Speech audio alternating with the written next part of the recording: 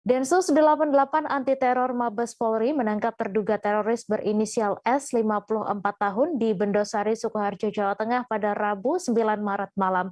S tewas dalam pengamanan Densus 88. Diketahui bahwa S berprofesi sebagai dokter dan membuka praktik di rumahnya. Untuk mengetahui lebih detailnya sudah bergabung bersama kami rekan jurnalis Tribun Solo, Vincentius Giesta yang akan menyampaikan laporannya. Silakan Vincent. Ya, terduga teroris berinisial S yang diamankan Densus 88 Anti Teror Mabes Polri di Bendosari, Sukoharjo, diketahui memiliki profesi sebagai dokter. Hal ini dibenarkan oleh Ketua Ikatan Dokter Indonesia Sukoharjo, yakni Dr. Arif Budi Satria. Dr. Arif mengatakan bahwa S adalah dokter umum dan masih aktif ketika sampai akhir hayatnya. Dan beliau juga memiliki praktek yang dibuka di kediamannya sendiri di daerah Kelurahan Gayam, Sukoharjo. Dan praktek itu pun juga masih terus aktif hingga kemarin beliau akhirnya meninggal dunia.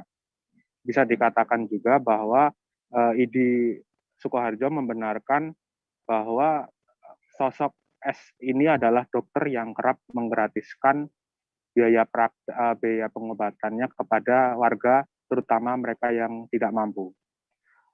Meski demikian, dari informasi yang diterima Tribunnews di lapangan, Ketua RT setempat, yakni Bapak Bambang Budiana Eka Warsono, mengatakan S adalah sosok yang terbilang antisosial, di mana dokter ini disebut jarang bersosialisasi atau berkomunikasi dengan warga setempat.